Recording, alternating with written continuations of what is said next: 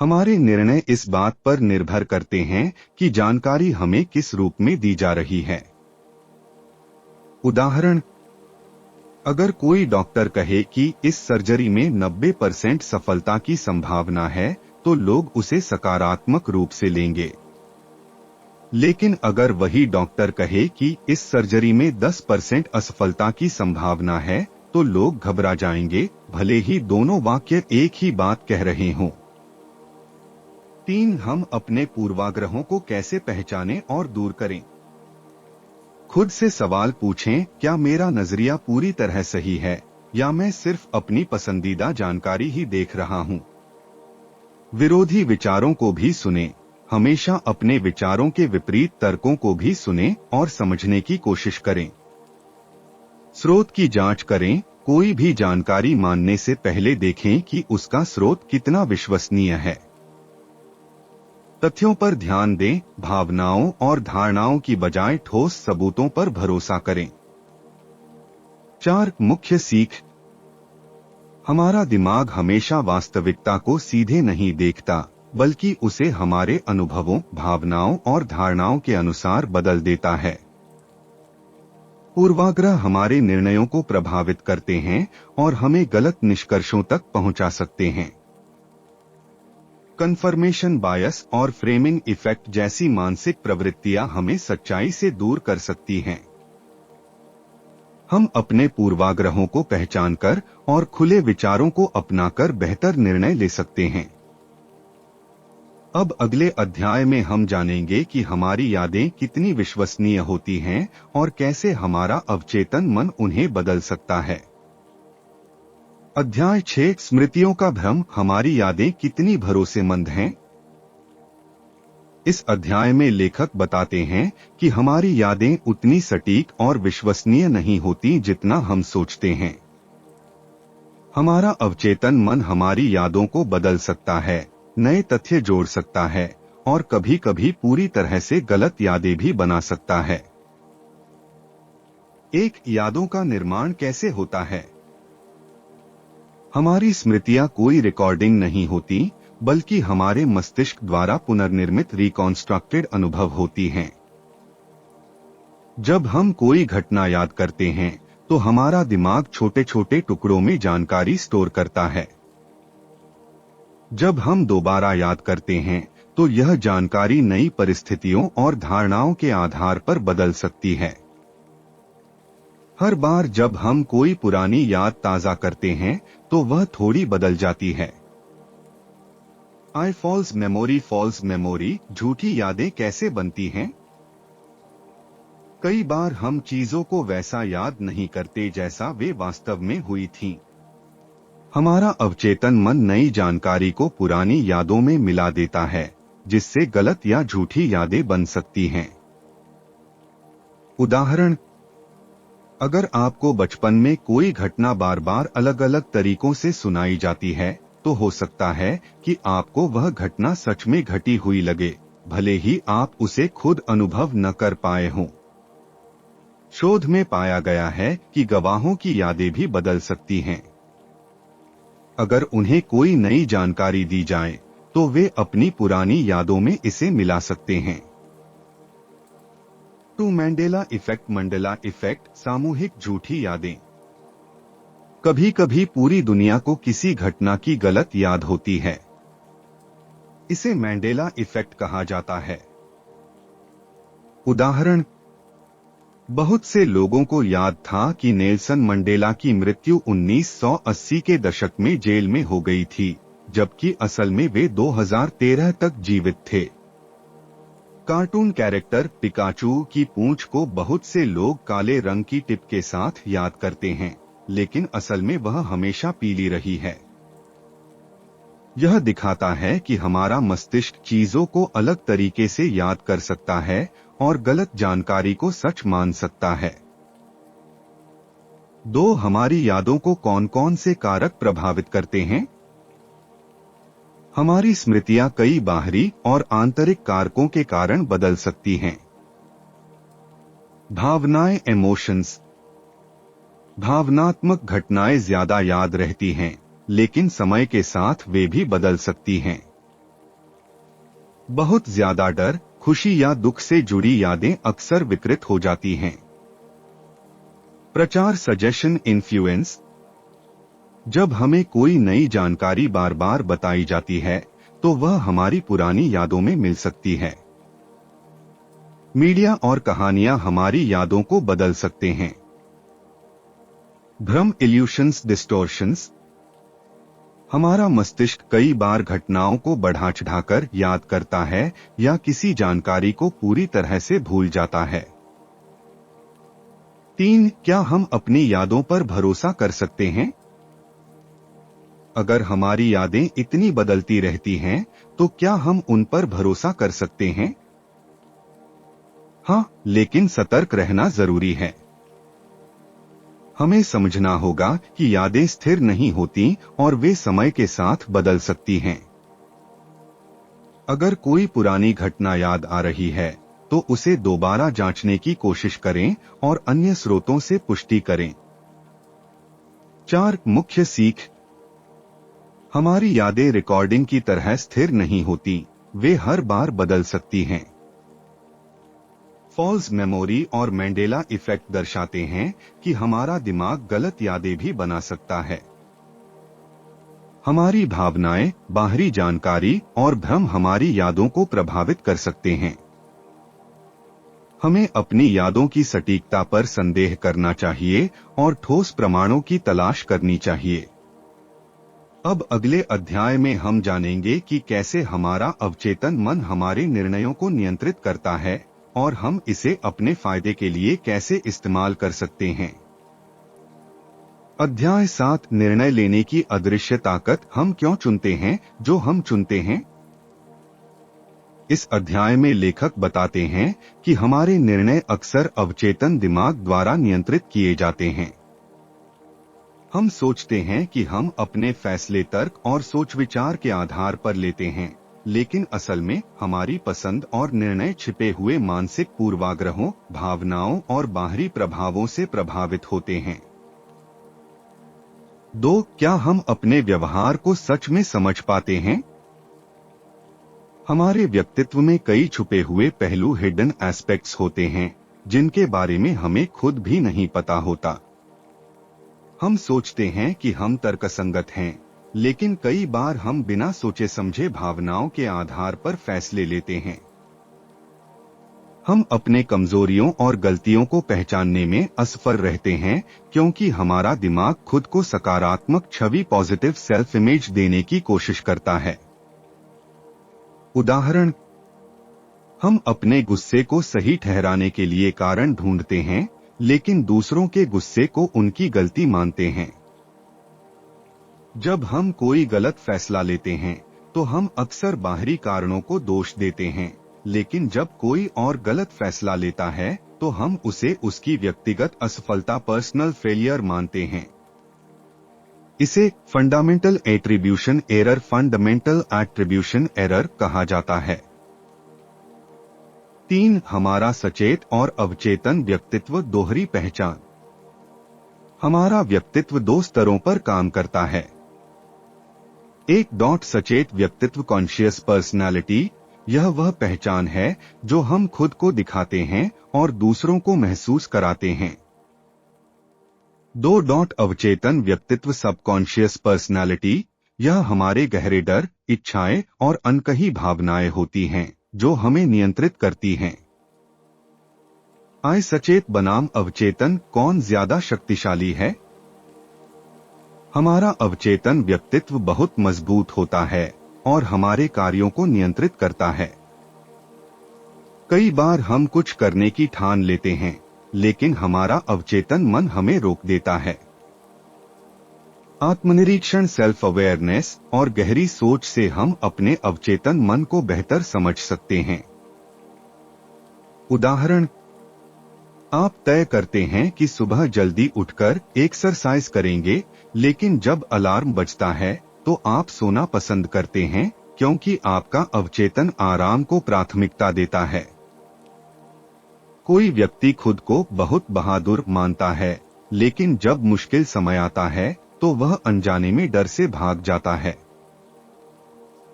4. क्या हम अपने व्यक्तित्व को बदल सकते हैं? हाँ, लेकिन इसके लिए गहरी आत्मजागरूकता, सेल्फ अवेयरनेस और अभ्यास की जरूरत होती है। अगर हम अपने अवचेतन पूर्वाग्रहों, इच्छाओं और कमजोरियों को समझ लें, तो हम अपने व्यक्तित्व को बेहतर बना सकते हैं। हमें अपनी गलतियों को स्वीकार करना और अपने व्यवहार को तटस्थ नजरिए से देखना सीखना होगा। 5. मुख्य सीख। हम जितना सोचते हैं, हमारी पहचान उससे कहीं अधिक जटिल होती है। हमारा अवचेतन मन हमारे व्यक्तित्व और व्यवहार को नियंत्रित करता है। हमारी यादें, अनुभव, आनुवंशिकी और समाज हमारी पहचान को प्रभावित करते हैं। आत्मजागरूकता बढ़ाकर हम अपने व्यक्तित्व को समझ सकते हैं और उसमें सुधार कर सकते हैं। अब अगले अध्याय में हम जानेंगे कि कैसे हमारा अवचेतन दिमाग हमारी यादों को बदल सकता है और हम कई बार झूठी यादों पर भरोसा कर बैठते हैं। अध्याय 9, आपकी यादें कितनी सच होती हैं? इस अध्याय में लेखक बताते हैं कि हमारी यादें, मेमोरीज पूरी तरह भरोसेमंद नहीं होती। हम जो भी अनुभव करते हैं वह वैसा ही हमारे दिमाग में नहीं रहता, बल्कि समय के साथ बदलता जाता है। हमारा अवचेतन मन हमारी यादों को बदल सकता है, उन्हें बिगाड़ सकता है और कई बार नई यादें भी बना सकता है जो असल में कभी घटी ही नहीं थीं। 1. क्या हमारी यादें पूरी तरह सच होती हैं? हम मानते हैं कि हमारे दिमाग में यादें एक रिकॉर्डिंग की तरह संग्रहित होती हैं, लेकिन हकीकत इससे अलग है। हमारी यादें स्थिर नहीं होती, वे हमारे अनुभवों, भावनाओं और नए विचारों के साथ बदलती रहती हैं। कई बार हमारा दिमाग गलत यादें, फॉल्स मेमोरीज बना सकता है, जिन्हें हम पूरी तरह सच मान लेते हैं। उदाहरण, अगर बचपन में किसी ने आपको बार बार बताया कि आप एक बहुत शरारती बच्चे थे, तो आप धीरे धीरे इस बात को सच मानने लगते हैं, भले ही आपके पास इसके ठोस प्रमाण न हो। वैज्ञानिक प्रयोगों में पाया गया है कि लोग ऐसी घटनाओं को भी सच मान लेते हैं जो कभी घटी ही नहीं थीं, अगर उन्हें बार बार दोहराया जाए। 2. हमारी यादें कैसे बनती हैं और कैसे बदलती हैं? हमारी यादों को बनाने और बदलने के पीछे 3 प्रमुख प्रक्रियाएं होती हैं। एनकोडिंग, यादों का निर्माण। जब हम कोई अनुभव करते हैं तो हमारा दिमाग उसे स्मृति के रूप में संग्रहित करता है। यह प्रक्रिया हमारे ध्यान, भावनाओं और संदर्भ पर निर्भर करती है। उदाहरण, कोई फिल्म देखते समय आप उसके कुछ दृश्य याद रखते हैं, लेकिन कुछ भूल जाते हैं। अगर आप किसी महत्वपूर्ण इवेंट जैसे शादी या दुर्घटना में थे, तो आपको उसकी ज्यादा डिटेल्स याद रहती हैं। 2. स्टोरेज, यादों का संग्रह है। हमारी यादें हमारे दिमाग में स्थायी रूप से संग्रहित नहीं रहती, वे समय के साथ कमजोर होती हैं। दिमाग पुरानी यादों को हटाकर नई जानकारी से बदल सकता है। उदाहरण, आपको स्कूल के दिनों में पढ़ी गई हर चीज याद नहीं रहती, लेकिन कुछ खास बातें आपको आज भी याद हो सकती हैं।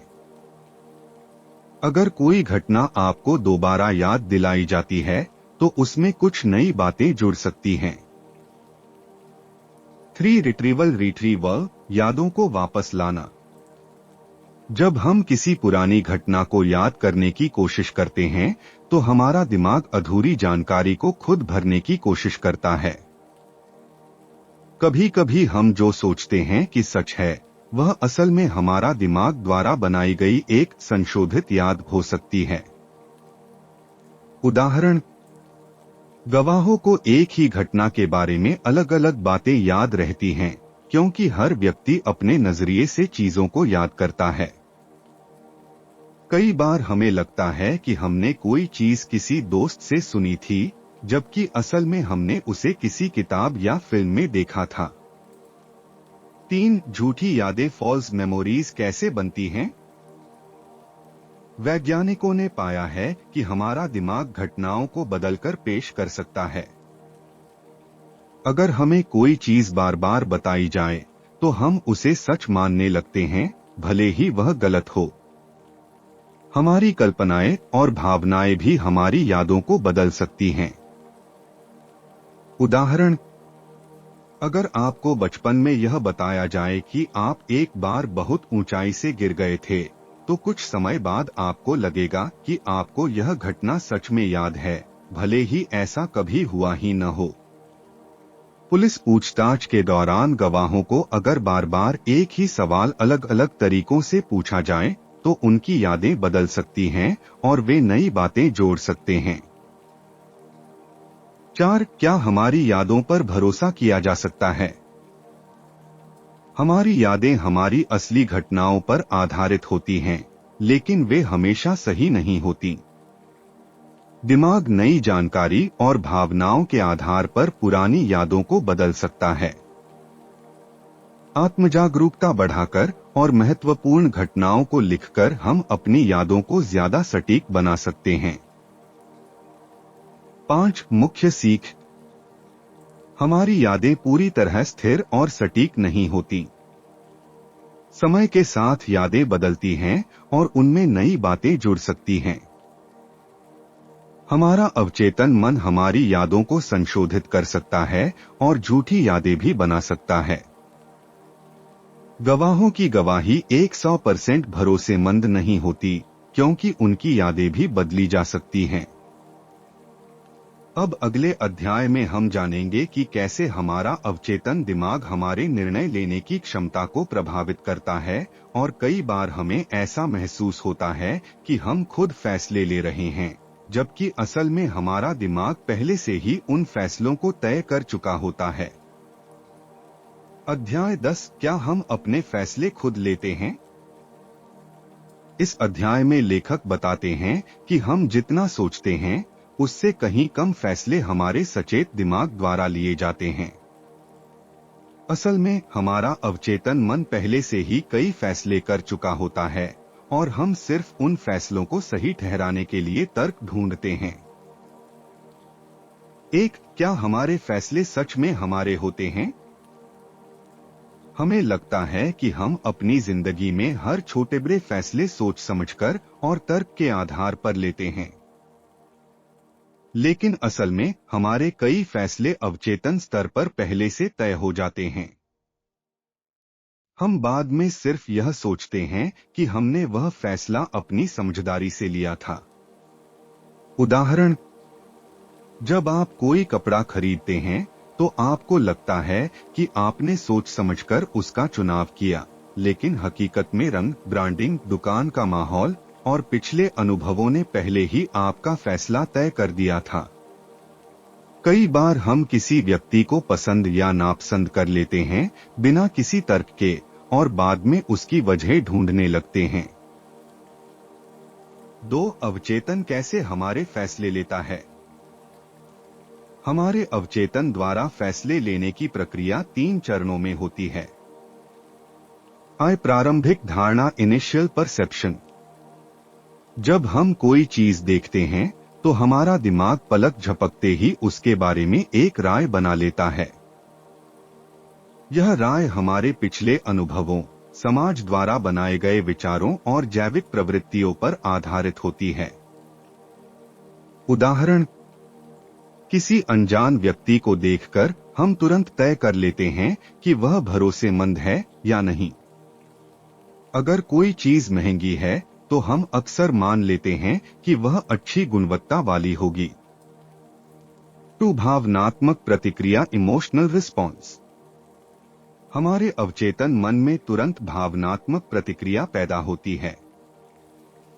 यह प्रतिक्रिया तर्क से नहीं बल्कि हमारे अंदर मौजूद गहरे बैठे विश्वासों और भावनाओं से प्रेरित होती है।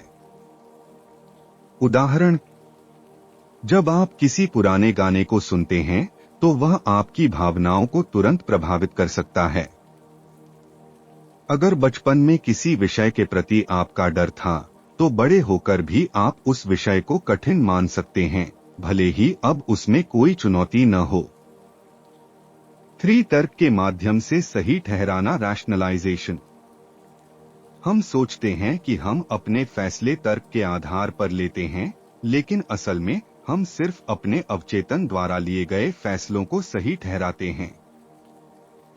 उदाहरण, अगर आप किसी पार्टी में जाते हैं और किसी अनजान व्यक्ति से बात करना अच्छा नहीं लगता, तो आप कह सकते हैं, मुझे लगता है कि यह व्यक्ति बहुत घमंडी है। लेकिन असल में हो सकता है कि आपका अवचेतन मन पहले से ही यह तय कर चुका हो कि आप उससे बात नहीं करना चाहते। 3. क्या हम अपने फैसले बदल सकते हैं? हाँ, हम अपने फैसलों को बेहतर बना सकते हैं अगर हम समझें कि हमारा अवचेतन दिमाग हमें कैसे प्रभावित करता है। इसके लिए हमें चाहिए आत्मजागरूकता, सेल्फ अवेयरनेस, अपने विचारों और भावनाओं पर ध्यान दें। धीरे सोचना, स्लो थिंकिंग, तुरंत निर्णय लेने की जगह थोड़ा समय लें। तर्क को प्राथमिकता दें, लॉजिकल थिंकिंग, भावनाओं से प्रभावित होने की बजाय तथ्यों पर ध्यान दें। निष्कर्ष, इस किताब से हमने क्या सीखा? हमारा अवचेतन मन हमारी सोच से ज्यादा शक्तिशाली है। हमारे फैसले, यादें और धारणाएं उतनी सटीक नहीं होती जितना हम सोचते हैं।